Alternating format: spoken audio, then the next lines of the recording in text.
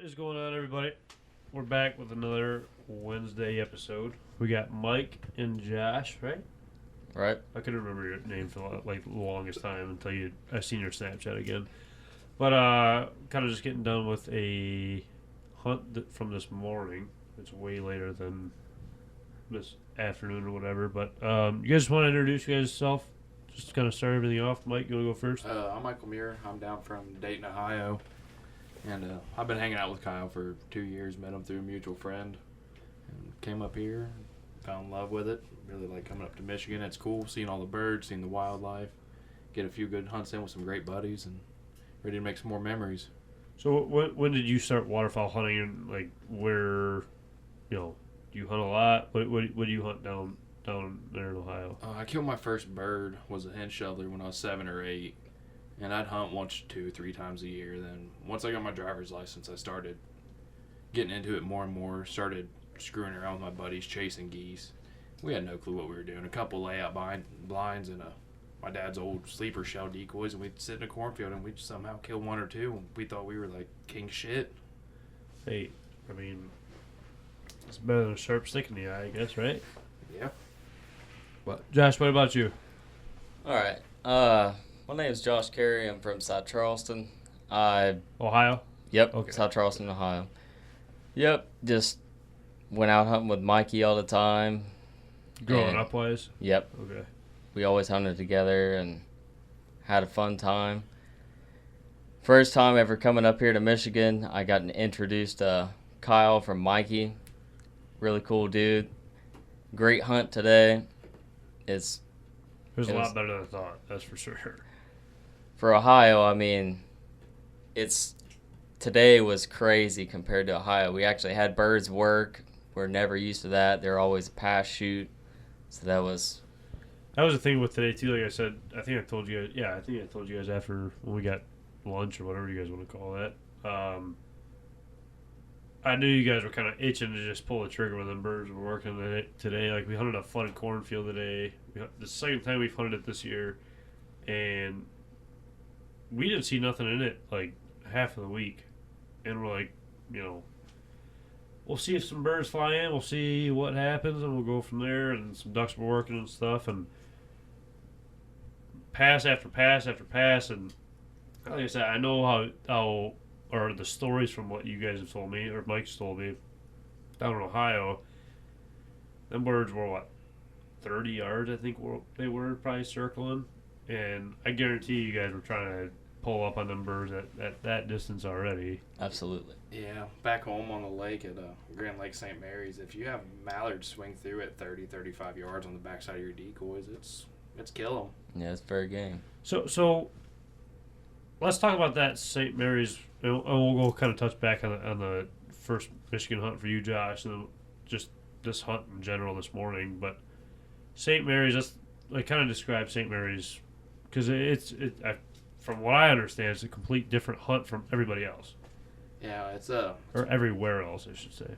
It's 3 miles wide or 3 miles long, a mile wide, and there's 69 or 72 blinds on it you got to draw for. And you get to keep that spot. Yep, that is your spot for the year. Okay. And you want a top 5 pick, and when it was in person, there was 500 people that show up, and we'd have a group of 8, 9, 10 guys. So, you had a 1 in 5, 1 in 10 chance of getting a blind, so it wasn't terrible. And once they went online, now there's 2,500, 3,000 people getting in on it. So our chances went way down. So if you get lucky enough to get a blind, you really can't complain with your picks. And that's what I grew up hunting, and that's how I thought duck hunting was everywhere. And this up here kind of opened my eyes to it. Did my first big goose hunt with Sean, and that was wild. Seeing that was that the one with the like you guys shot your limit or whatever and a pass or two? We had one pass. We killed a 6-man. Yeah. With 20 dozen decoys. It was crazy. Yeah, I remember that one now. But on St. Mary's, you have a lot of people that are really uneducated duck hunters, sky blasting everything. Opening morning, 4 or 5 dozen decoys, half dozen mojos, and just calling at everything. And we'd have mallards get up from the fish hatchery behind us. They'd fly over the trees and start looking. So, we'd keep our heads down in the blind and, slowly call at them. And guys would shoot half mile, 3/4 mile away. And then birds would just climb up in the ozone layer and just disappear. So you guys just can't keep birds around that area, it seems like. nope, because they all go to the fish hatchery or the refuge where you can't hunt.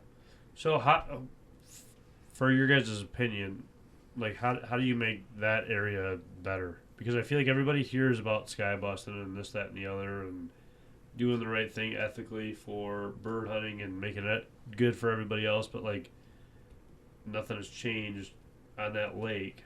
So what would be your, opinion on changing people's viewpoint on that? Wow. Because, I mean, like, if I'm sitting there on a lake like that, right, and I don't have birds working in, I got to do something different. You came up here today, Josh, for the first time. You've been up here, I feel like, for this is your third year.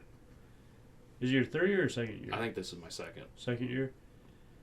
So, but like if they're not working correctly, why not change something up and make it better off, not sky busting or whatever it is. I understand like the whole, this is all I got, I'm gonna get what I can get, and that's it. But at the same time, it's like, why not make the birds work and make it better for everybody in the area? Like you said, that's you take what you can get. That's everyone's mentality up there. How do you change that though? I mean, you get kind of what's the word I'm looking for? Scoundrel? Whatever the word is. I don't know. Whatever. English mathematician or whatever they call those.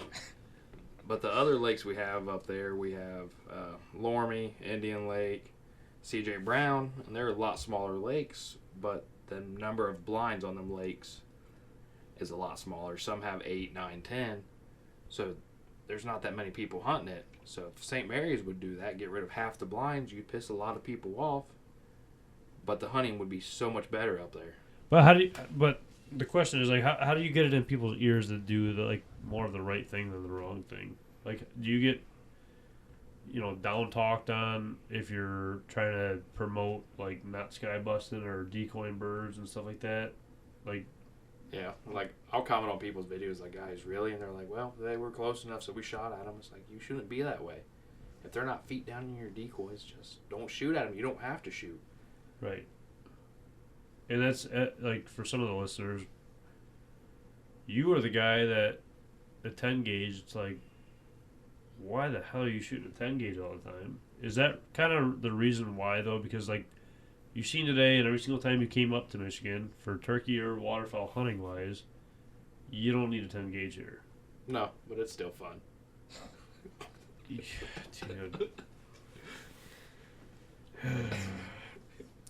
Dude. Is it the reason why that you guys can't decoy the birds though? Is that the reason why you're shooting 10 gauges though? No. Why is the reason why you're shooting 10 gauge? You're shooting 10 gauge at a damn teal. So why are you shooting a 10 gauge? Well, I was hoping to shoot geese that day, and just teal happened to come in. Whatever, dude.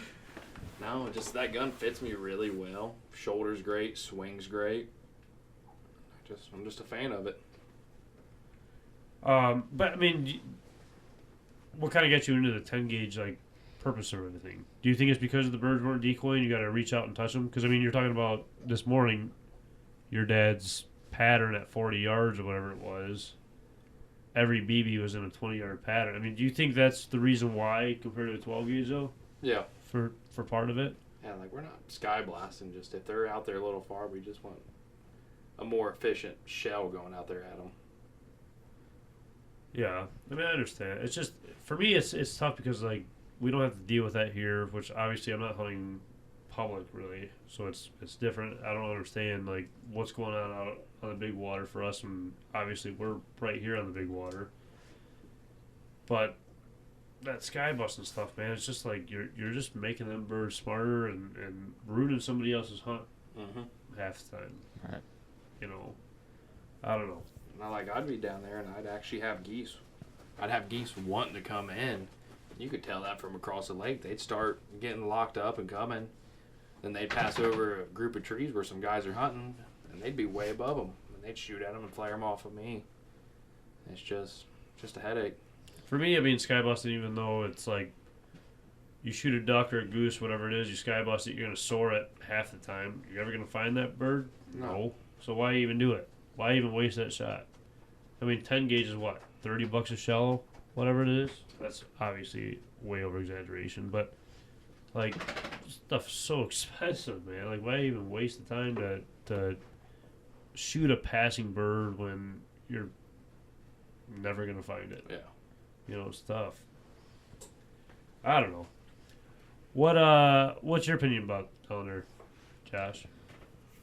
Well, a lot like Michael said, it's a lot of the people have got the mentality, take what you can get, but I think what they really need to do is let them work. Just let the birds work. If they don't do what you want them to do, then apparently you're not doing something right. So you need to switch your spread up, do whatever you need to do to get them birds down in there where you don't have to shoot them at 70 yards or 150 yards in the air. Right.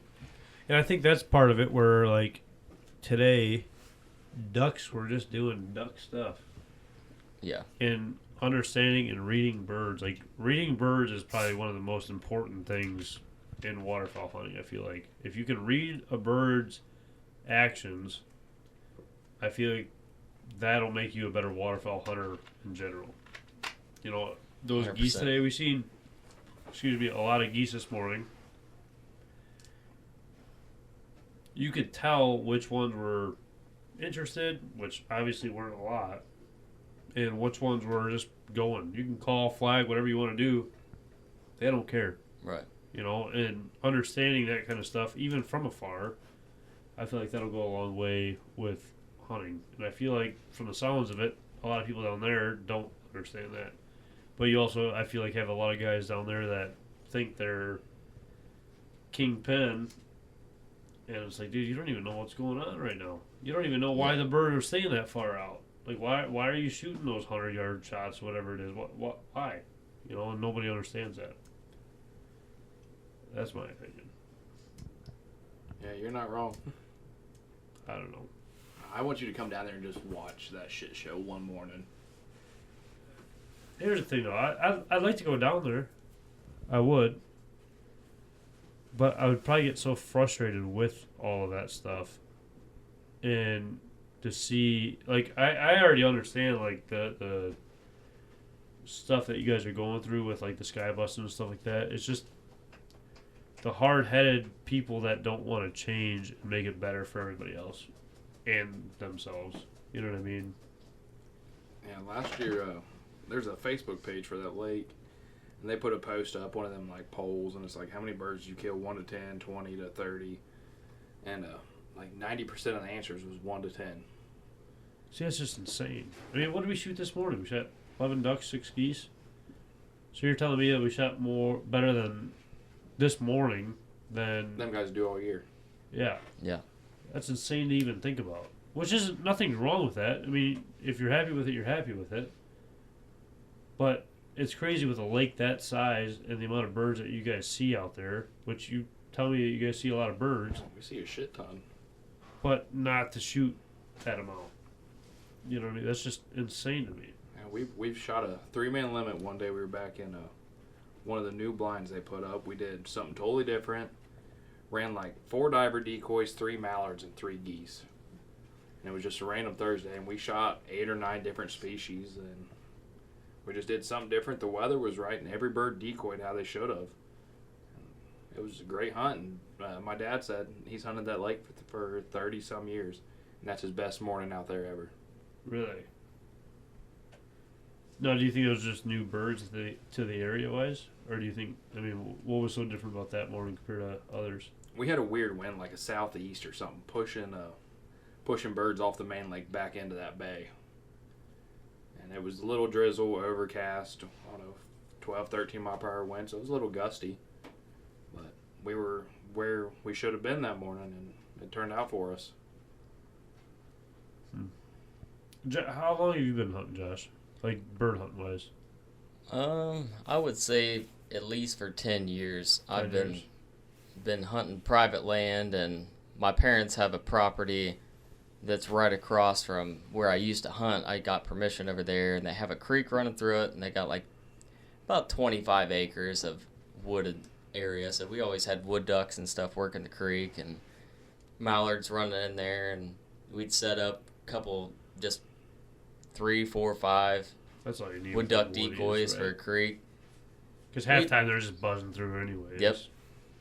Yeah, so we'd shoot 2 or 3 of them and give it a weekend off and go back there and shoot 2, 3, 4 more, and that was it for that. But I feel like sometimes down there though too, like even when I talked to you, Mike, where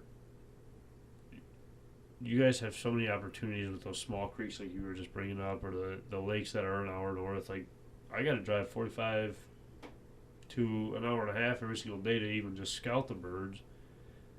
People got to put that up, like put that in there to be successful with all that stuff and take up opportunities like a creek or whatever it is. Like there's some guys that I know that have these deep, wide creeks that hold mallards year round, but they just don't even think about it. You know, it's like, where are those ducks going? Oh, dumping in the creek. Well, why don't you go out there and make something about it then? Do something about it. You know what I mean? Like, there's so many small opportunities that people overlook on stuff where, you know, I walked back into the corn where we hunted today because there's another, like, little flooded spot just to see if there's birds, like, way back there. Just, you need to take that extra step to be more successful. You can't just hunt that same blind every single day. You got to be able to go out and scout. You got to go out and see what the birds are doing. You got to see what other people, or realize what other people are doing, and it'd be just more successful in that aspect of it all. And I've said on here before multiple times where, you know, you got to be different from everybody else. Up here, you got guys that are running around with 3 dozen mallard decoys and 2 spinners. That's it. Throw some goose floaters out there. Throw some coot decoys out there. I don't care if you throw a swan decoy out there or 2 with no spinners. It's the more realistic and comfort spread that those birds are going to come to compared to the same spread that everybody else has. I mean, what kind of spreads are you guys seeing out on St. Mary's? 3 dozen, 4 dozen ducks, 12.5 geese, and 2, 3, 4, 5 spinners. So what are you guys running?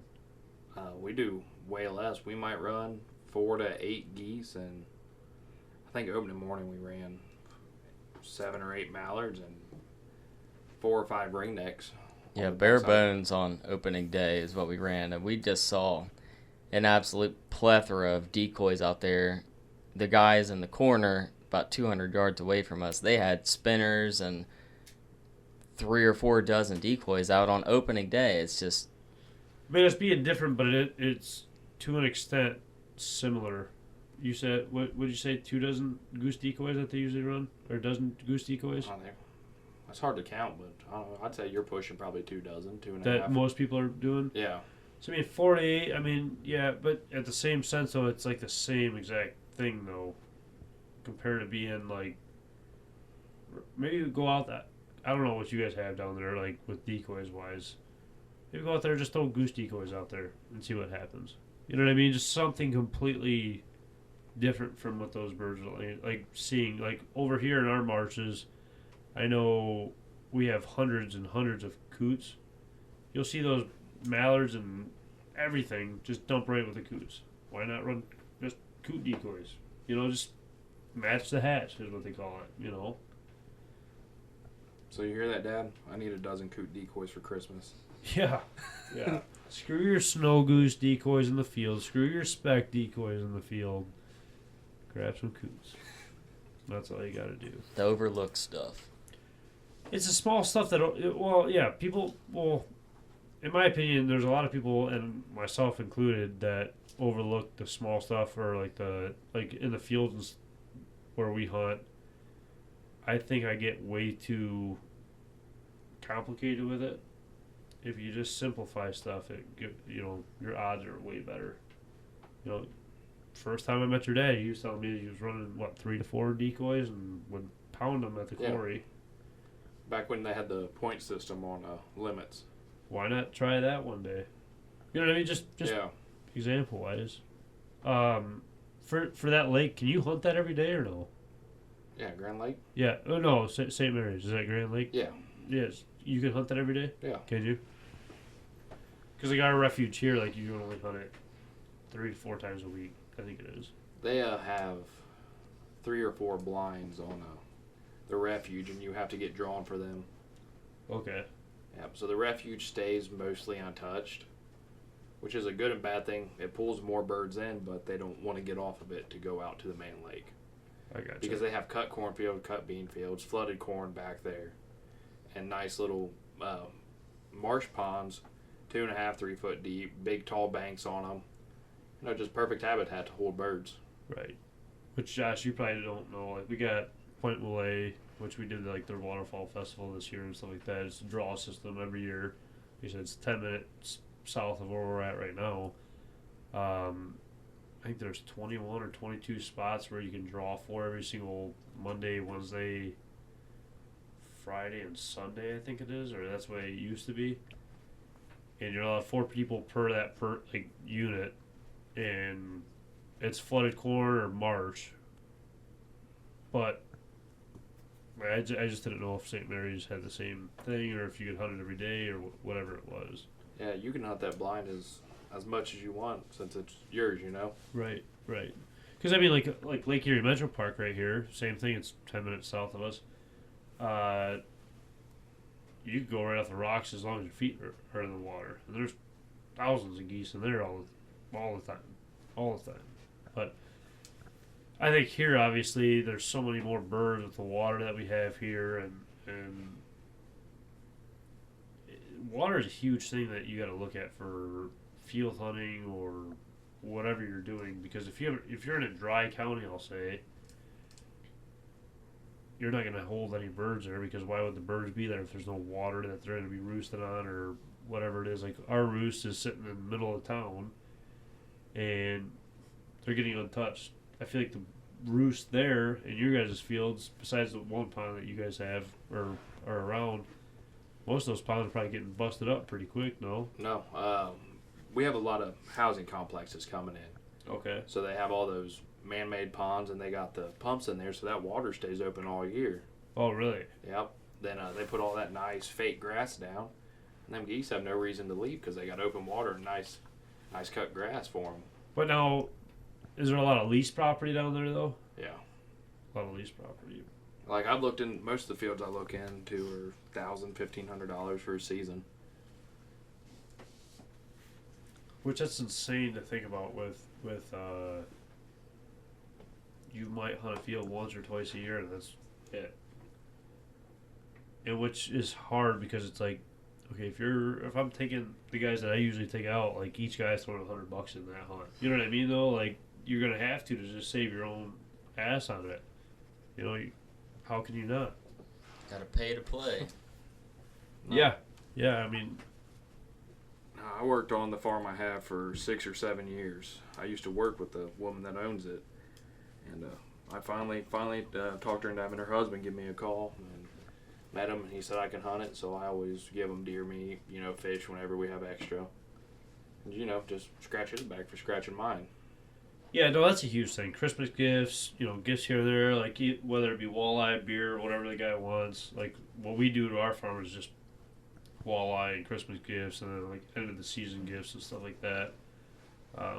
I can't tell you how thankful we are for our farmers and stuff with the opportunities that they gave us and the people that we've met through them guys. I mean, us 3-4 years ago was nowhere near where we're at today.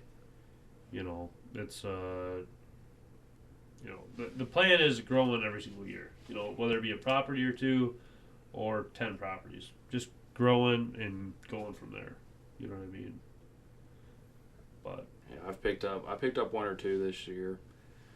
Want to wait for it to get a little colder. We get a better push of birds to come down, and I'll go out there and see how those do for us. Just little grass fields next to a big cut field. Right. Won't hurt.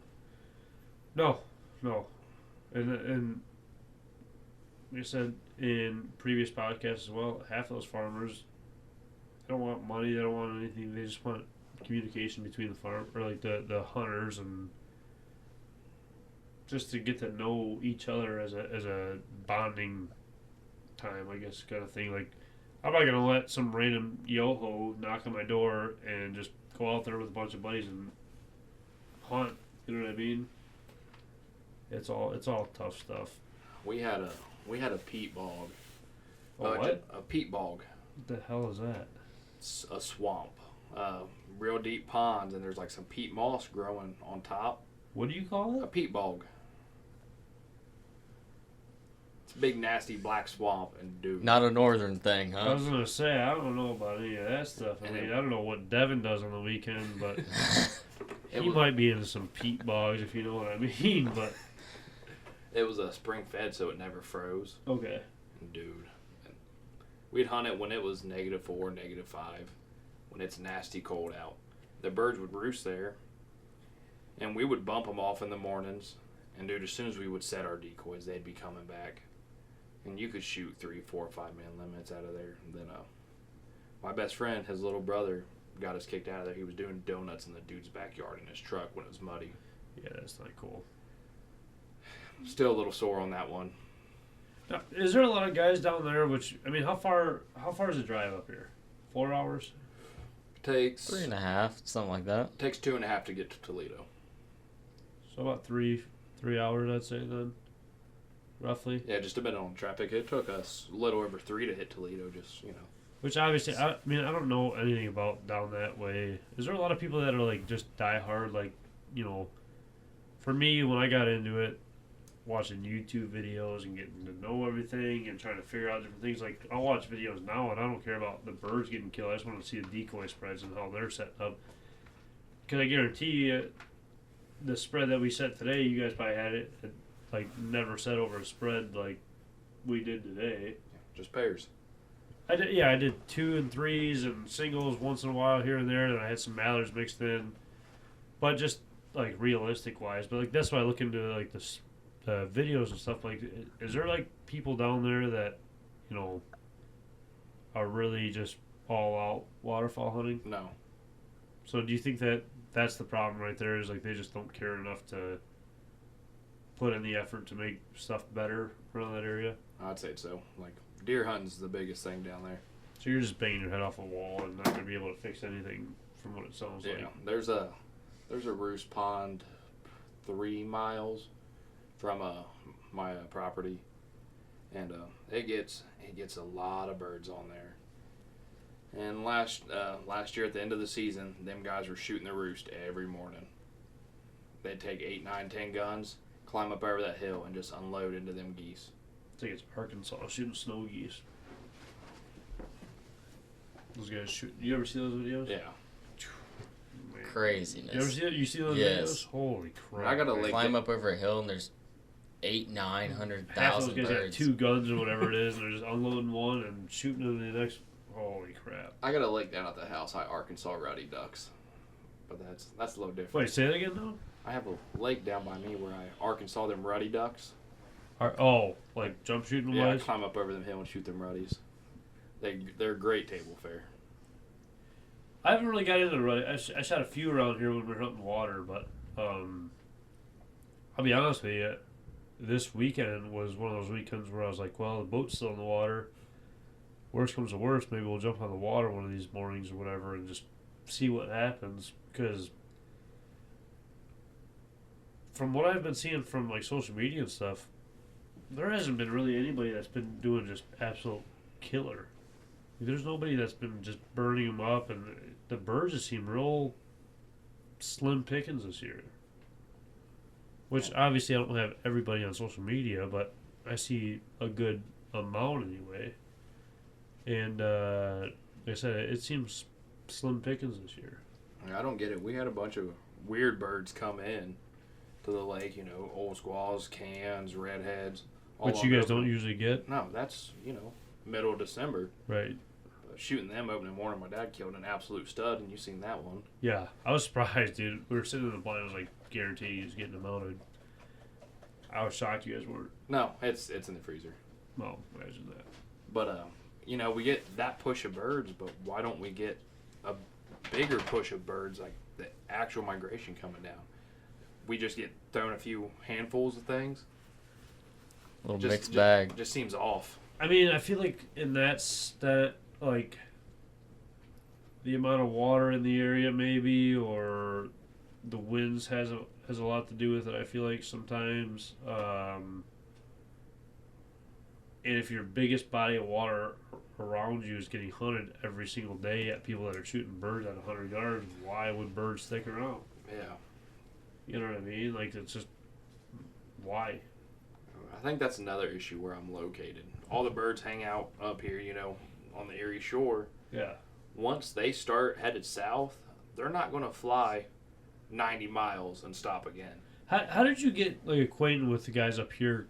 Like, I mean, like you said, you're 2.5 hours away from Toledo, which that's how we met from our mutual friends in Toledo. I bought decoys from you. Huh? I bought decoys from you, and that's how we hit it. No, I'm not saying like just me and you wise, but like up here and the people that you know, like Toledo area. Yeah. How did you get acquainted like to the people up here from being 2.5 hours away? Through the Ohio State Trappers Association. The district directors, he waterfowl hunted up here with Cody and Sean. Okay. And he's like, dude, he said, you ever go to the big lake and shoot ducks? I was like, no. He said, well, plan a trip, come up here with me. So I went up there and shot some mergansers, and Cody was there that morning. Since me and him were closer in age, we kind of hit it off. And I went up there and crashed at his house one night, and Sean invited us to go hunting. So tagged along with Sean, and Sean Kind of just hit it off from there. yeah, Sean took a liking to me, and we've hunted for a few years. And he messaged me, said, hey, Kyle's selling some silhouettes. I know you're looking for some, so we can take a trip up there and go buy them. I think that was the first time that I seen the old ghetto gun. Yeah. No, that was... I'm pretty sure that was the first time I seen the ghetto gun when we were hunting for pigeons. Yeah, that was the first thing I killed with it was a pigeon. Did we shoot any pigeons that day? One or two. Okay. Then someone got a little barn and started shooting blackbirds behind the silos. Who was that, me? Yeah. Oh. Whatever. No, that farm usually had a ton of pigeons, so. But go ahead, I'm sorry. So it was just 4 or 5 mutual friends, but I'm really happy how everything worked out. Thanks for having us up when you do. It's nice. Yeah, no, it gets kind of tough, though. It's just, we talked about it even beforehand, trying to schedule this. You alright, Red? Jeez. No, we talked about this a little bit beforehand, though, even with, the scheduling and having people up all the time. Last year we had the Gator guys up here, the Gator Decoys guys up here when you and your dad came up, and the schedule gets busy, man. I got a guy coming from the west side hopefully next week. Cody actually might be coming up next week as well. He just texted me today. It's just it gets super hectic. And like you stress a lot, like, man, we got to get the birds. And it's just nice seeing something different, hanging out with new people, just getting here, hanging out with you, shooting the shit. Well, for me, it's obviously it's like time spent in the blind, but like you guys were what 3-4 people over from me today. I think it was. Mm-hmm. We had 10 guys out there, 11 people out there Yep. today, which I don't think it was crazy at all. Don't get me wrong, but it's hard to interact. We had a guy that was out there for the first time he's ever waterfowl hunted today out there. So it'd have been nice to talk to him a little bit more. Obviously, it'd be nice to talk to you guys a little bit more this morning. So it gets tough because it's like running the decoys and the calling, and the dog was out there today. And that first group today, it was just, I don't know. She was acting real weird. Like, we shot it. She busted. I called her back, and then we shot.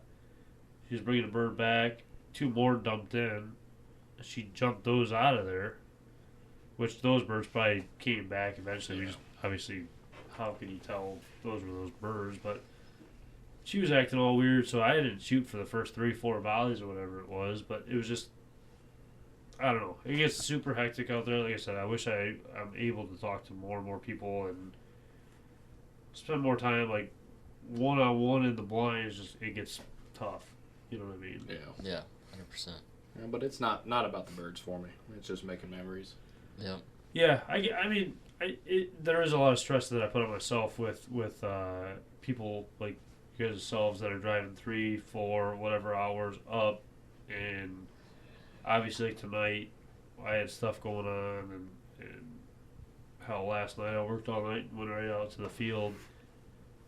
It just sucks because it's like I can't spend the time how I want it when people are making the trip up, because obviously I want to have them enjoy it. Which, Mike, you've been up here a few times where we spent a lot of time, went to the bar or whatever it was and did this, that, and the other. Josh, this is your first time, so I'd like to have you guys have a good experience and want to come back and hang out and do whatever. So I always just stress myself out with making sure that the experience is the best that I can possibly give somebody. Well, it was a good experience. I mean, it's 100% better than back home. It's like I said before, birds are actually working. You were doing a good job calling the shots. And like Michael said, it's not about the birds. It's about hanging out with new people, making new friends. Right. And like you said before, there was a new guy in the blind today, new to waterfowl. Right. Trying to get him introduced into it, get him into it. That's what it's all about. Getting new people into the game.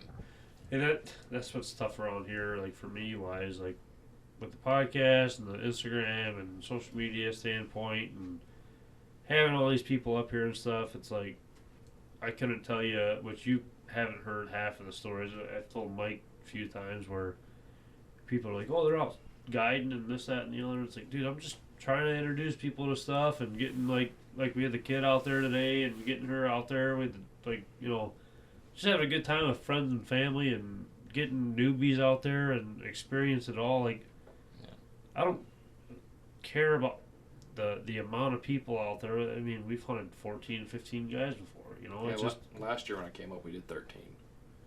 And we had enough geese there where we would have killed our limit if them guys was that with the Gator guys? Yeah. Okay. Them guys across the road were kind of screwing us on that one. Yeah. Which we've I'll do a little shout out the Highland guys. We've actually got I got to know those guys a little bit more, and now that we're actually familiar with each other, we're actually able to communicate, because he texted me this morning and was like, "Hey, you hunting over here?"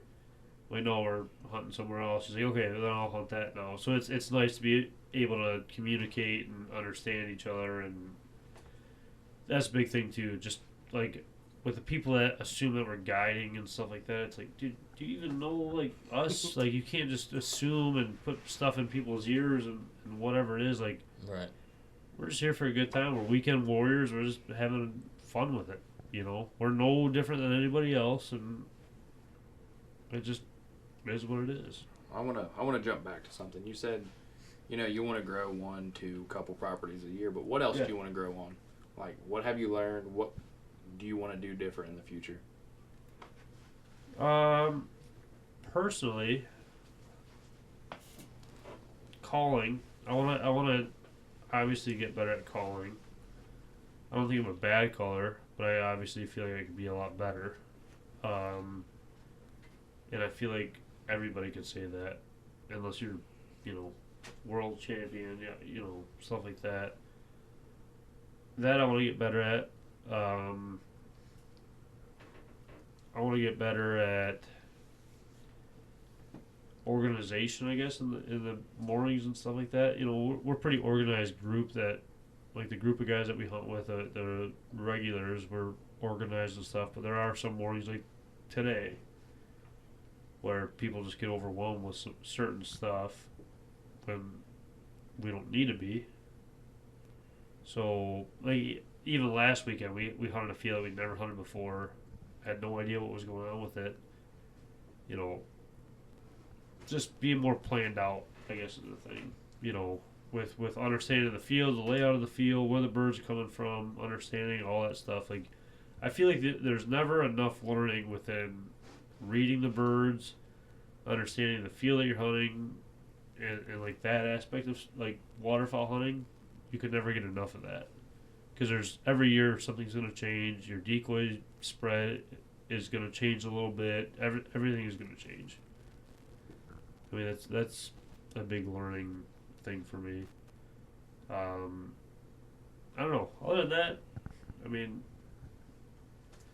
like I said, fields, people that we're meeting. I always want to meet new people. I'm always open to meeting new people and understanding like how they hunt compared to what we hunt, because that's a whole different learning curve too. Because what they're doing might work for us better than it even works for those guys over there. It might not work, but I'll try it. I'll give it a shot. You know what I mean? Just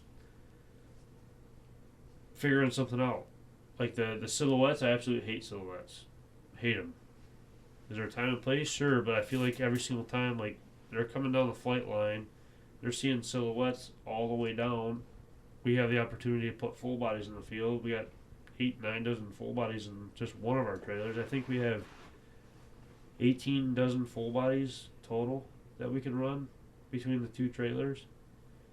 So why not run what we have and be different from the guys that are running the silhouettes and stuff like that? Just learning that aspect of everything. You know what I mean? Just like I said, being different from everybody else. And I don't know. I feel like the relationships of people go a long way though too. Of meeting new people, which I've met. You know, the Dirty 30 crew, like Justin and Ryan and Robbie and the Highland guys, meeting those guys and just being a better person with respecting other people's property. I mean, respecting, I've always respected properties, but understanding people's stuff, I guess, being friends with everybody else. You know, it's like having a relationship with a guy 200 yards down from you, like the blind next to you. Having a relationship with that guy. Hey, if I got birds working on a spread, don't shoot our swing birds. You know, having that kind of relationship. Yeah, we actually messaged them guys and got in touch with them. They're going to have some birds mounted by my dad. And they shot some birds one morning, and they were divers that opening morning. And they sailed a few of them, flew across the lake, went down, and we caught them like, hey, straight from our 1 o'clock, you got 2 birds dead on the water out here. And they're like, we never seen them go down. We're like, we're staring at them. So they hopped in their boat, came down and picked them up. Well, I mean, that's a big thing too. I mean, that just builds a relationship. You know, working together. I mean, if you can work with those guys, hopefully they do the same thing with the next guys, and onward. You know, it's almost like a domino effect in that factor. You know, now I'm introduced to more and more people that hunt around the area that I have, which is 3-4 people maybe. I mean, if we hear a gunshot, we're what the hell's going on kind of thing, you know what I mean? And if we do hear one, I want it to be a buddy of mine. It's like, oh, dude, hopefully you guys bang them up and we bang them up and whatever else, you know what I mean? Working together and being stronger, because I feel like the worst thing you can do is, like last year when we didn't know those Highland guys, they hunted right in front of us. Instead, why? If I knew them, they could have hunted right with us. I mean, added another few guys in the blind. Yeah, it would have been a lot of guys. Don't get me wrong, but there were so many geese there, it would have been right. It would have been a great morning. Right. It would have been completely fine. We wouldn't have to fault for birds or whatever it was. I mean, it would have been good to go. You know what I mean? To be stronger as just a community, I guess you want to say, goes a long way. What about you though? I mean, I guess for both of you guys, as waterfowl hunters in general, what would you guys like to see for your guys' self in the future and growing aspects for yourself? I want to get better at calling and running my spreads, trying different spreads. So I'm always sending you and Sean pictures like, hey, what should I change? The birds did this. Hey, the wind's doing this. They're coming from here. And I listen to you guys and try it. Then when I'm hanging out with Sean, I hand him a call and say, hey, blow this. Sean's tough, dude, because Sean's one of the greatest callers I've ever heard in person. You know what I mean? That day at Dustin's, when Sean pulled out his goose call, there was 20, 30, 40 people stopped what they're doing and was just staring at Sean. Yeah, he's such a good goose caller. One of the coolest dudes I've ever met. Yeah. He's awesome. So shout out to you, Sean. Thanks for getting me hooked on this. But I just want to improve on pretty much everything. If I can, get more buddies out, get them on some good hunts, make some more memories with people. I mean, that's a big thing for the podcast. Even just like this was the main goal with being more relatable towards people, and getting to certain people's standpoint of, or certain people's levels of understanding stuff. Like what you said, you're hunting a lake with a bunch of people on it. Well, let's get down to that level where people can listen to this and understand what's going on. You know what I mean? There's a guy I work with, and he was always like, dude, what the hell are you doing? Because every time we pulled up to an intersection and there's a group of geese in the grass, I'm rubbernecking, staring at their legs. He's like, dude, why are you so obsessed with those geese? He said, there's nothing special about them. I was like, dude, I love them, love chasing them. So we shot some up in the morning, and I cooked them up. And he ate it, and he's like, dude, where can I buy my stuff? I want to go. Because I was like, dude, come hunt with me. And he was like, it's too cold. I want to stay inside where it's 75 degrees. He said, I'm a little girl. I don't want to get cold. And after he tried that goose, he said, dude, I want to go hunt. I want to shoot one of these. I don't care how cold it is. So, I mean, look at the guy today that hunted for the first time. He's already hooked already. He's already looking to buy a new shotgun after this morning. That's what you need. Yeah, that's for sure. And that's the whole point of everything. You know what I mean? Because obviously, as we all know, it's a dying sport. Not enough people do it. Not enough people do it the right way. And to be able to take him out and see those birds work that much. I mean, every single time that we go out, like today for example wise, today was a perfect time to teach, like, you guys and him, just let him work. Take the shots that are good. If they're not solid shots, don't pressure those shots. Yeah. You don't have to take those shots, especially in the area that we were at. We had nobody else around us. We didn't have to worry about anybody else. Let the ducks do duck stuff and let them work, and they will come in. Yeah. If you don't shoot them, they'll be there next weekend and go shoot them. Right. If you don't shoot them, I mean, odds are they'll probably just swing back around later on in the day, which I feel like they did, and dump right in. You know what I mean? And Josh got a hold of me, and he said, I want to waterfowl hunt with you this year. He said it's been 4 or 5 years since we've hunted together, and I was like, dude, come on. So we took him out opening morning, and he got to shoot his gun up there. He came up here. I was gonna say, it was only like 3 weeks ago or whatever. My cousin might come up with us. Yeah, I took a pretty big break off waterfowl hunting. I'm in school for the job that I'm doing right now, so I really don't have a lot of time to go out and get new properties and scout, because where I did have a property, the lady sold it, so I'm pretty much SOL as far as duck hunting. So I reached out to Michael, and he was grateful enough to let me come up there to St. Mary's opening day with him. And then, like I said, he introduced me to you, got to come up here. So now that I'm back into it, going to be looking for new properties and trying to lease something out and maybe get in some really good field hunts like I got introduced to today. Right. I mean, from I guess this morning in general, being your first time up in Michigan, what was your thought, or what did you take away from, like, the hunt today? I really enjoyed today's hunt. I mean, it's... Because for us, it was a shot in the dark, man. Like, you guys were coming up. It was, and not to cut you off, it was a shot in the dark.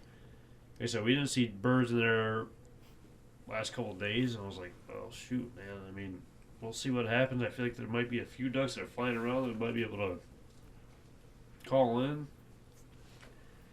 We shoot a handful. Hopefully these guys are happy with it, and we'll see what happens. Yeah, I was pretty tickled this morning. I mean, we had those geese that came in. They did it absolutely just perfect for, I mean, our standards. I mean, that is, you could throw your gun at them and hit them. I mean, that's what it's all about. Yeah, those geese were absolutely perfect. I mean, for you as a waterfowl hunter, getting back into it, what are like your goals moving forward after, like, seeing, I guess, even just today wise? Like I said, just get some more property where I can hunt and learn the different decoy spreads, because, I mean, everything changes. What I did 5 to 7 years ago might not work today.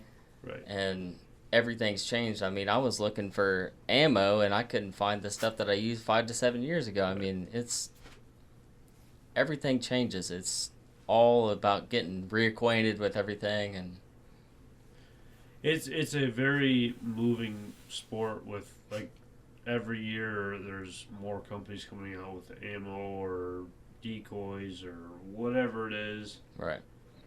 If you miss 2 or 3 years, you're way behind. I feel Yep. like, you know what I mean. It's tough. It's tough. But no, I think we're gonna take a little bit of a break here because I think Rip's gotta go outside or something because he's whining. I don't know little what's squirmy. going on.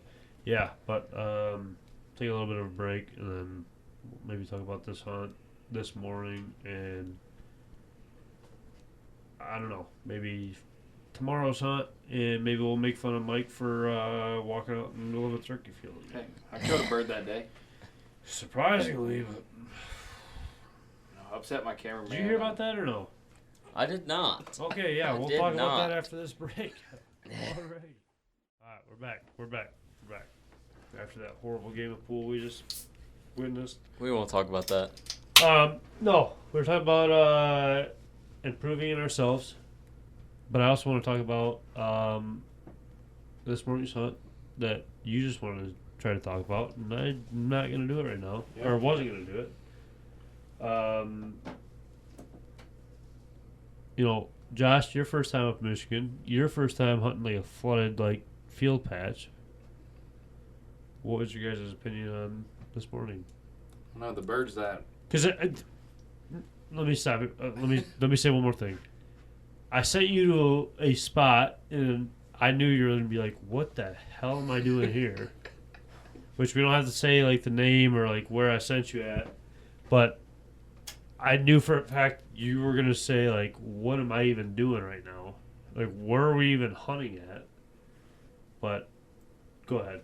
When someone says meet you here at 6 o'clock and you're there at 6 o'clock and no one else is there too, you know. Yeah. 6:20, Yeah. 6:30, you're sitting there like, what the fuck is going in on? my Meeting it. defense, I did say to everybody that let's meet at 6 o'clock. This spot. Here we go. Bada bada bada.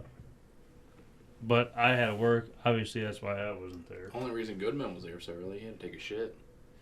As soon as he got out of the truck, he was running inside that I building. can't believe you walked in there. And No did that. karate. What was your guys' opinion on that, though? Or like just today, your first day up in Michigan, though. No, the birds that had their mind made up when it was going to other places, you couldn't do nothing about that. But the ones that wanted in that hole, yeah, for no wind, it worked really well. I thought so too. Shots were centered perfect, even though we had 11 guns. Everyone got their fair amount of shooting. Everyone killed their birds. The geese, they didn't come in as a ball. They lined out. There was 2, 3, 4 foot between every goose, Yeah. which was perfect. So we're not shooting one ball and letting birds get out. Everyone pulled up, killed the bird in front of them. Yeah. The geese today weren't roosting in the same spot they usually do. They usually roost where the ducks came from over our right shoulder. Like I said, first thing this morning, and I'm standing there in the I don't know 2 or 3 rows up, and all of a sudden the like 6-pack or whatever dumped in. I'm like, holy smokes, they're here right now. And then the dog jumped. She was all excited or whatever it was because we forgot the dog stand and stuff, and she was kind of at a different spot where she's used to be at, but it ended up being a pretty damn good hunt in my opinion. But for your hunt, your first Michigan hunt, I mean, was that your first out-of-state hunt? I think I asked you that earlier, but was that your first out-of-state hunt, or? So I've went to Pennsylvania to hunt, but never waterfowl. I've always hunted pheasants and deer, small game stuff, never waterfowl. This would be the first waterfowl hunt out of state, and it left a lasting impression on me for sure. It's because you Snapchatted me earlier, which I didn't know you from Eve before all of this. Right. Mike texted me or called me or whatever it was 2-3 weeks ago. And Yeah, he's like, opening hey, day. was yeah, that opening something? day, opening night, really. Okay, he's like, yeah, my cousin might come up. I was like, all right, whatever, dude, I don't care. And I said, that's the first time I ever heard about you, because usually it's just you and your dad, maybe a buddy or two of his and whatever. And he's like, yeah, my cousin's gonna come out, or if he can come out, it'd be great. I'm like, yeah, I don't care. That's fine. And I mean, I didn't know anything about you. You know what I mean? Right. And then to hear that, you're like, man, I wish I lived up here. You guys got it made up here after the onion softball rings that you guys just ate. Well, Oh yeah. we were sitting there, and he's like, "You have not led me wrong on the food yet." Well, that's good. Every You place guys we got go great is food up fantastic. here. That's good. That's good. Everywhere. Well, that place you guys ate this afternoon, that place is damn good. Damn good. Especially during the walleye run.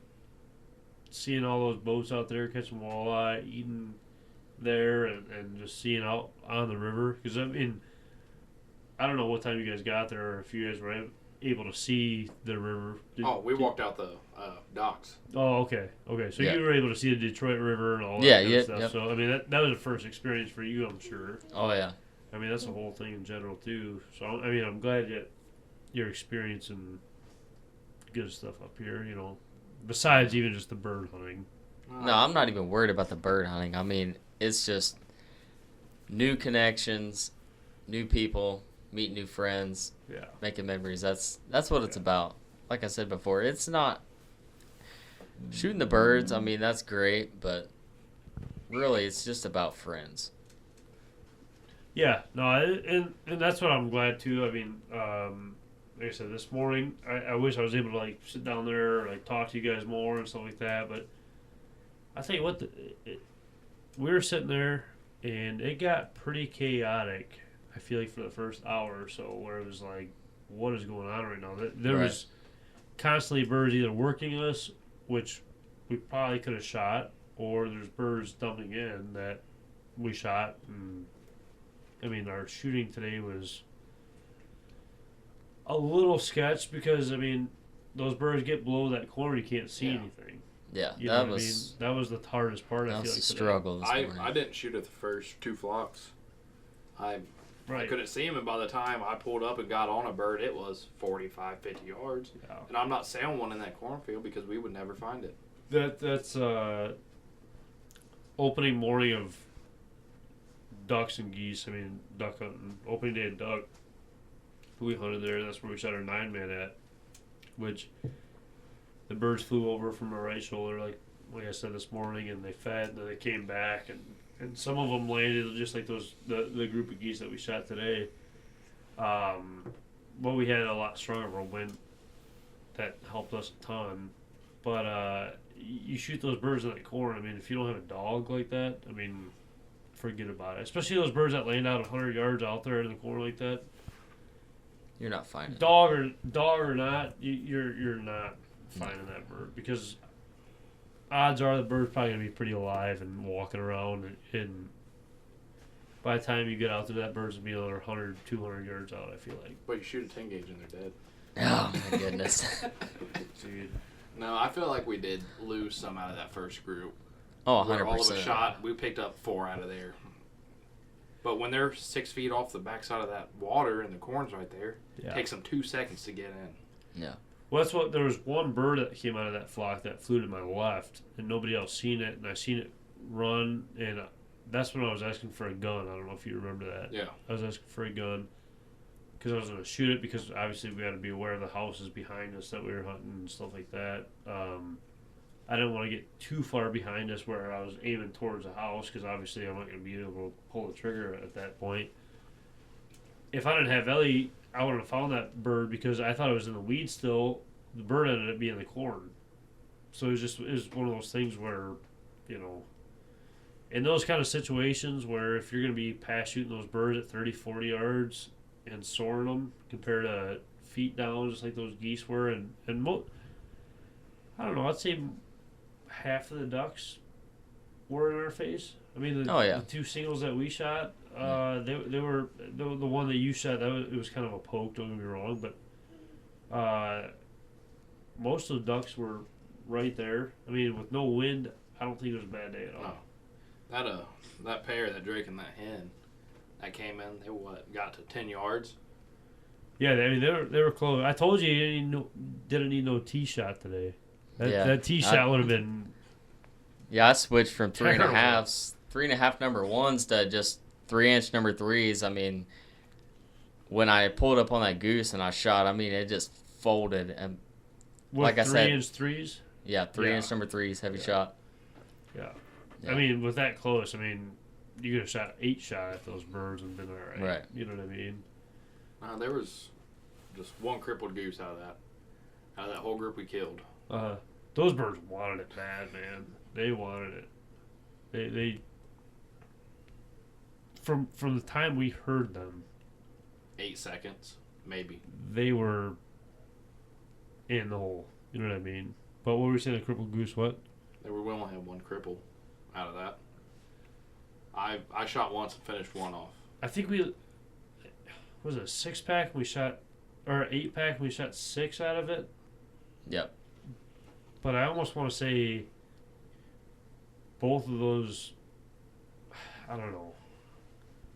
2 of them got away, and we couldn't find them. We thought they could have possibly gone down in the corn, and we looked for. I sent Goodman out there for one of them at least, because the other one was way further out. But we couldn't find either one of them. Just like we said, like they laid out in that corn. They're toast. It's They're a needle gone. in a haystack. No, but I've seen it where you shoot them, and they'll sail out there 40, 50 yards and gather their shit and get right back up and keep going. We had that a couple weeks ago actually, where we were hunting with some of the kids. Who was that?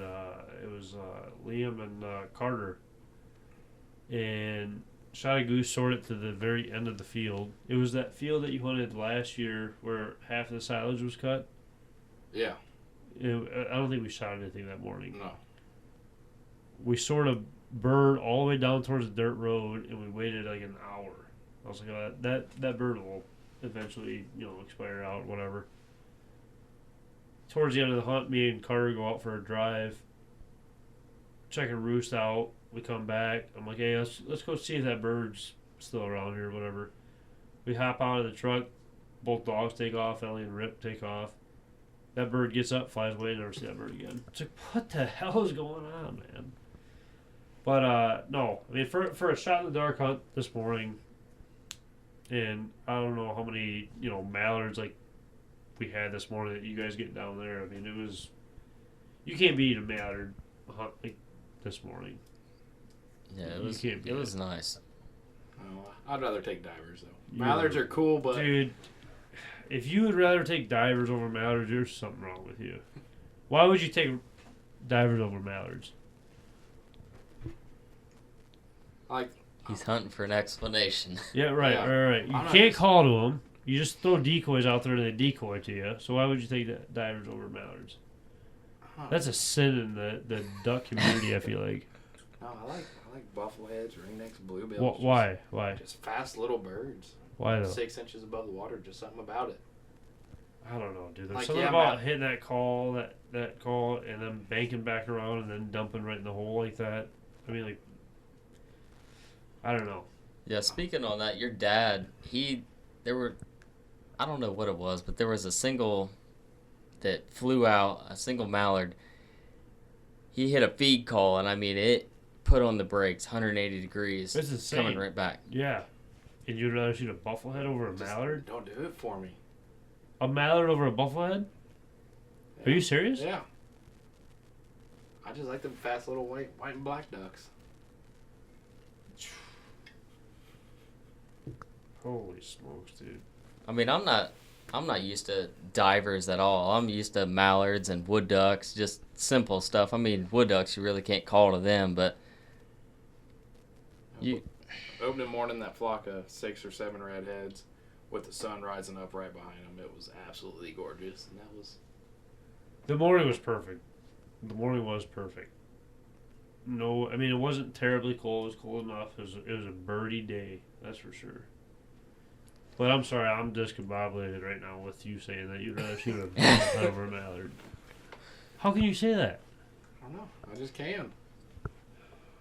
I'm going to have to put a poll on Instagram about that. be interesting. I don't know if it's just what I'm used to, shooting divers on the lakes down there. Don't get a whole lot of mallards in a field to work like that. I feel like for me though, it's more of the communication part of everything. That's why I'm not a big fan of divers. Like I would rather be able to communicate with the birds that I'm shooting. Like you seen how jacked up I get on turkeys. You see how excited I am over geese, and then ducks in general too. I mean, you throw a mojo out in the field, you don't need a duck decoy. It's just a satisfaction, I feel like. Just being able to talk to those birds and get them right down in there. Right. Compared to a diver, it's like, oh, they're flying, oh, they're going to see your decoys, oh, they're going to wrap around, oh, they're dumping in. You don't get a call to them or anything. You know what I mean? Like, being able to communicate to those birds, especially, I'll go to the extent that today was more of a traffic hunt. So some of those birds that were flying around, I almost feel like they were going to the subdivisions that were nearby.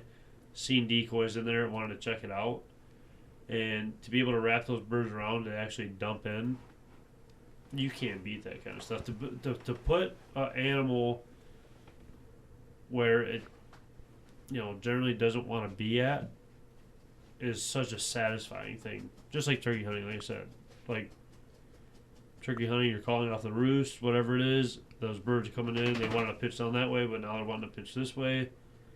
I don't know. It just does something to me. Yeah, maybe it's just I'm not used to it. Yeah.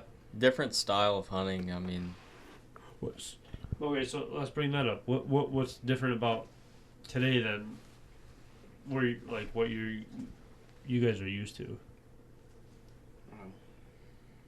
So we do small groups down there. very small groups. I mean, 1, 2, 3 people max. Yeah. And I don't know. Dozen decoys, and not things aren't very well planned out. Like here, you scout, figure out what I'm on the fields road there. every day.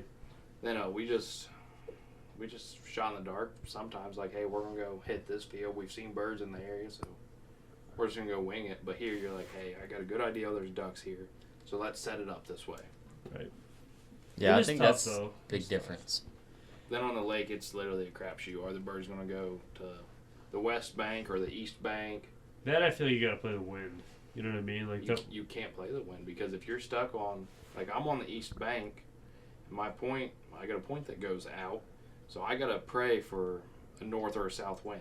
I'm saying, as in like hunt it on the days that the wind's good for you, though. Yeah, like That's what I'm saying. if the wind's good during the week, I can't do nothing about it. Then if it switches on Right. the weekend, then I'm hosed. And that's the tough spot. The tough part about that spot is you're not holding birds there. You're trafficking birds as well. So to pick those days to hunt, like you're not hunting a marsh where this day is better than that day, so let's go figure out this hunt kind of thing. You know what I mean? That's tough. Then when we were playing pool, I had a question. Oh god. How what's much that? did my dad pay you to let me on here? Huh? How much did my dad pay you to put me on the podcast?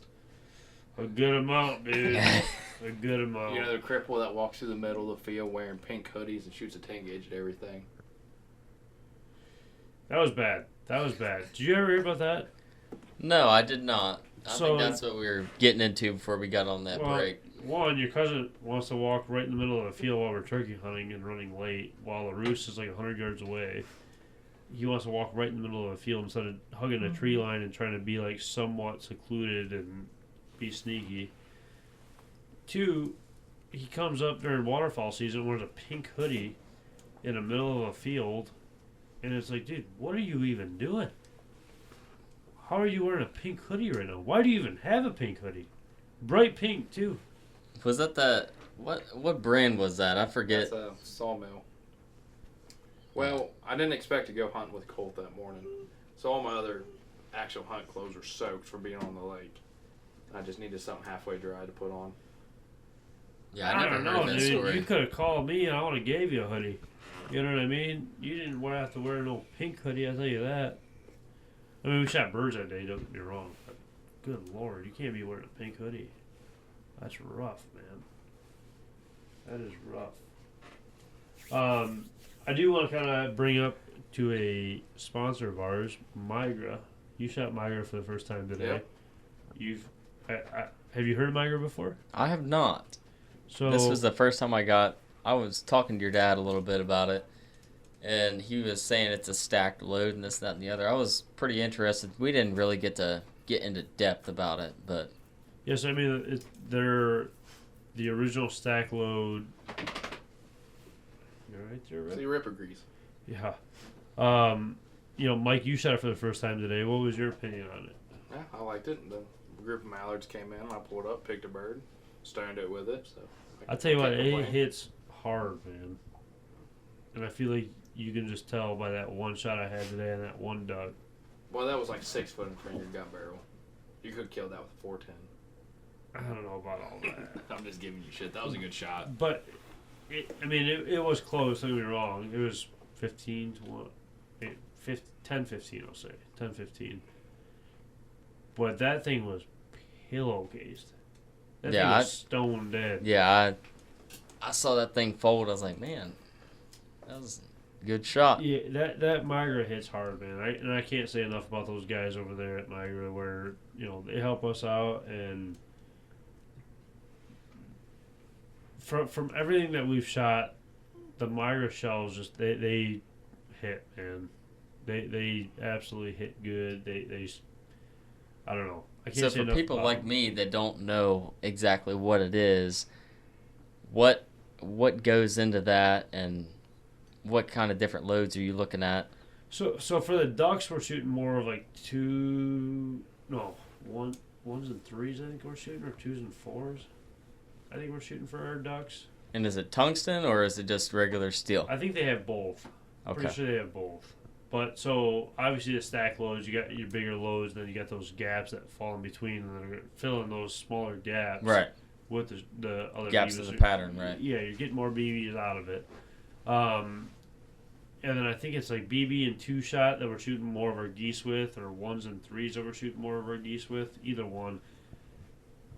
I feel like every single shot that I pull up on something, with especially the way that we got the birds working in, no matter what you shoot at it with those Migers, like you're blowing them away. You know what I mean? Like it's ever since we started shooting those shells, like it's been a complete difference for us, and it's helped out a ton. Yeah, Not no 10 gauge bullshit. If they made 10 gauge Migra, I'd shoot it. Why not just shoot 12 gauge Migra? I don't know. I don't know either. Just something about that big 14.5-pound gun. I don't know. But I shoot what works. I mean, I don't know what it is, but I've always shot a pattern master ever since I got into waterfowl hunting. I've always got a pattern master. It's just the pattern that it throws is crazy. I mean, everything hits all at the same time. It's not like a standard choke tube. And you know what's crazy is I've never ever patterned my gun. oh my god, every load I shoot, I pattern it just to see if it's. I've never done it. Never done it. Whether it be for turkey hunting, because like I said earlier, I maybe not on the podcast, but talking to you guys wise, I use the same gun, same choke tube for turkey hunting and waterfowl hunting, and I've never patterned anything. Never patterned it. That's completely opposite for me. I mean, I want to know where I'm at my ranges, how many pellet count I've got in a circle. I want to know what works best. I mean, it obviously makes sense and ethically for it, but I feel like once you get to a certain point where it's like that iffy standpoint, why are you even pulling the trigger? Right. But 100%. it also goes to where you're hunting at. Like today wise, and hopefully tomorrow, which we're probably going to be running traffic again tomorrow. You know, if we're not comfortable with being able to drop those birds down, Don't shoot at them. why are we pulling the trigger at? Right. You know, because in the same sense, like if you pull the trigger on those birds, all you're doing is just Educate. right. And that ties into what we were talking about earlier. I mean, we have birds that are just pressured all to hell, and they're not going to come in and do it for you like they do up here. Right. But Which is nice though, because like I said, it goes back to communicating with the groups around you, and being able to, I don't know, just be able to work together. That's the biggest thing. It's not a competition. Doesn't matter No, how many it's birds not. you hunt, or a kill. It doesn't matter about anything. It's just a matter about going out and doing the right thing for each other at the end of the day. If the guy Right. next to me is like the field next to me is hunting like Saturday, and I plan on hunting that Sunday, well, maybe I'll look for something different because he just probably pressured those birds that are around me or smarting Correct. those birds up. It's just one of those things. Or how did that guy hunt that field? How can I be different from that guy and do something that maybe he ran layouts and silhouettes? I'm going to run an A-frame and full bodies. You know what I mean? It's just one of those things in communication with people that are around you and making friends and not enemies. You fall asleep, Mike? No, I had a question and I lost it. That doesn't sound like you. You called me the other day and you sat there for 5 minutes trying to figure something out and you couldn't figure it out. Mm-hmm. Ammo, keys, He's drawing a Dude, blank. it's gone. whatever, dude. I don't know. Anything else you guys got for this morning, or for you, Josh, first Michigan hunt? Anything you guys want to bring up?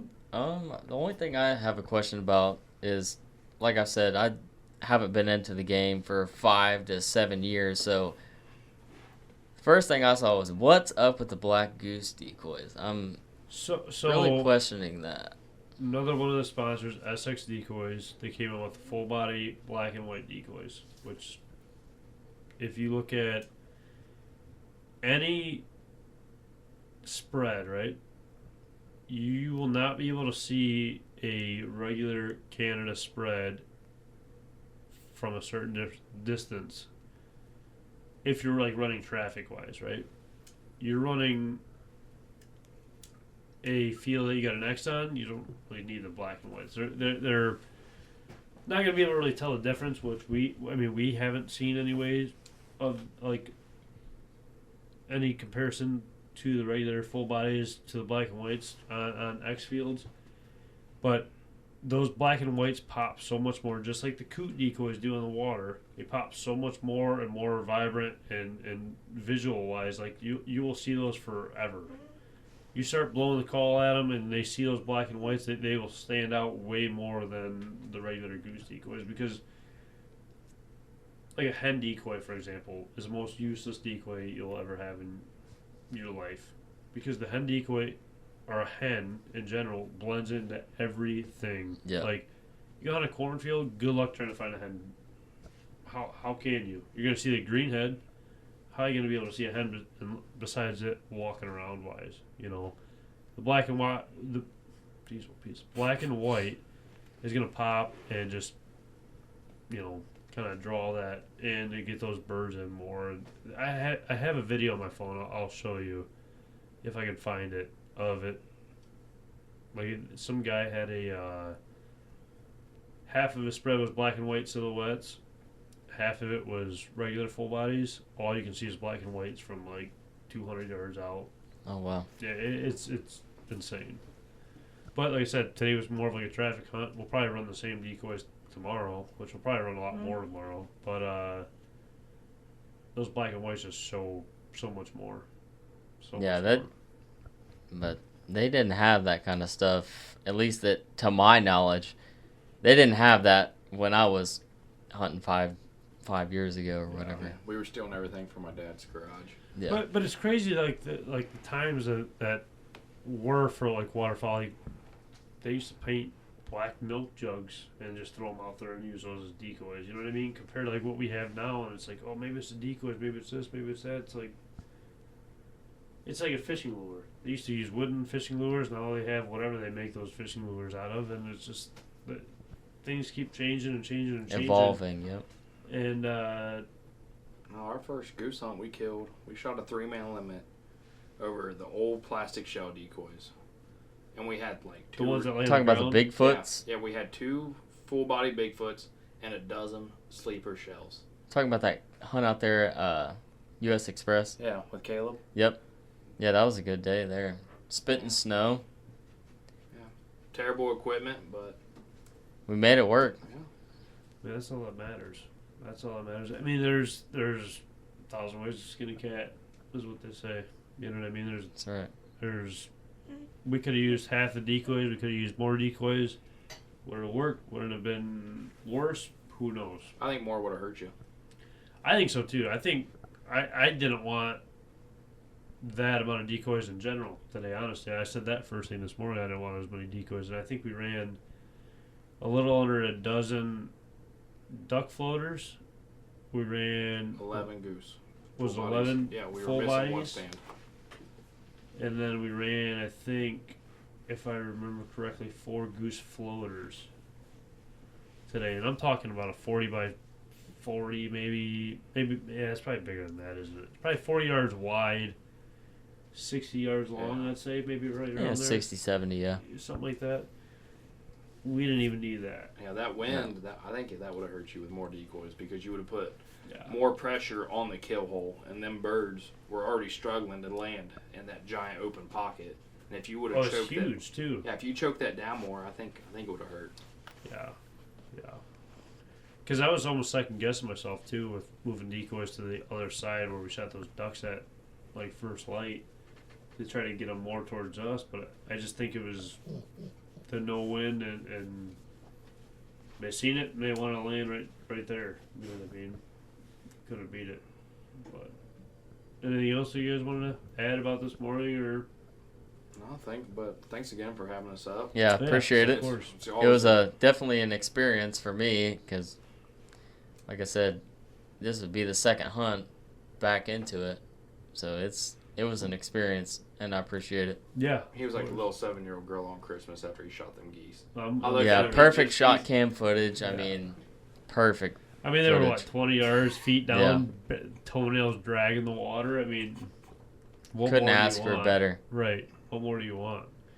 But no, I also want to bring up the Gator decoy poles, which I don't know, Mike, I don't know if you know about these guys. You probably don't know about them. They got the extended poles for the Mojos, spinning wing decoys. They got, you don't need all these bits and pieces for everything now. It's just one piece. You unscrew it, raise it to the height you want, tighten it back up, and it stays right there. Great guys down there. Mike met those guys last year. GK calls, started running their calls this year. Ran them a little bit years prior. Can't say enough about those calls. And we mentioned SX decoys and Migra. And I mean, the biggest thing for us is standing behind the companies that support us, and having the positive outcomes that we're expecting out of companies that we're going to stand behind is the biggest thing. But I don't know. Other than that, you guys good? Yeah. Just great time, great food, great memories. Great people. Mike can't cry about not being on a podcast anymore, Yeah. so that's great. Took my dad's whole paycheck, but it's fine. Yep. You'd be eating ramen. I don't know what my comp. compensation was, but Yeah, it was you were just here for the trip. He paid for you too. You just don't know it yet, though. No, but I want to have you and your dad come down once your season's out, since I run till first week of February. Problem is though, it's like, man, you see how we run and stuff, and it's like when the season's out, it's like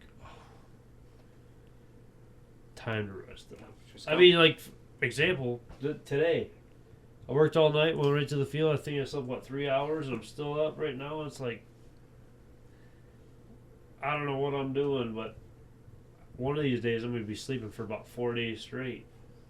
You know what I mean? That's the hard part. When the season's out, it's like, it's not that I don't want to come down there. It's just my rest time. Yeah. You know what I mean? That's what's hard about it. Yeah, but everything's going to be on me. Getting the birds, getting the fields, everything set up for you.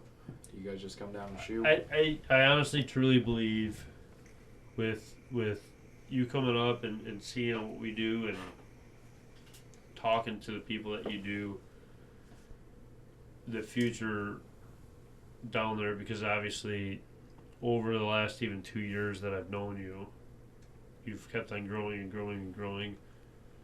over time, you guys will be super successful down there with new properties and being able to shoot the birds that you guys want to do and the decoy spreads that you guys want. It's just, you gotta fail to learn.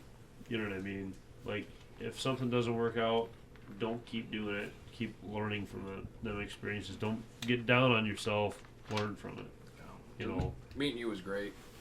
You opened my eyes to a lot of things. Sean opened my eyes. You know, I thought shooting one duck a day for 4 people was duck hunting for everybody. Right. I thought that's how it was across the country. Right. But now, with these past 2-3 years, I've gained decoys, gained land, switch up my hunting tactics. Right. It's just, like I said, it's just failing is succeeding if you see it that way. But you have to be able to see it that way. You know, like I said, with what you've done since I've known you, there's been some big strides, and you just keep building off of that, building new relationships with property owners or people around your area. And, you know, like I said before, this podcast is for informational purposes in general, but obviously getting to know people around the country or the state or whatever it is. I mean, we've had people drive 3-4 hours. I mean, like, you guys drove whatever, not just for the podcast, but I've had people drive 4 hours just to come and do a podcast and drive back home. You know what I mean? Just to be able to understand what they're seeing compared to what we're seeing or what they're doing. You know, the Dustin and Hunter, they use 12 decoys all year. You know, just that kind of stuff. You know what I mean? It's just learning off of people and being able to relate to stuff and learn off it all. Just got to take a little bit here and there and piece it all together in your own way. You know. But no, I appreciate you guys jumping on today. Appreciate everybody listening. I guess anything else? That is it. Yeah, I think that's it. So until next time, I appreciate it.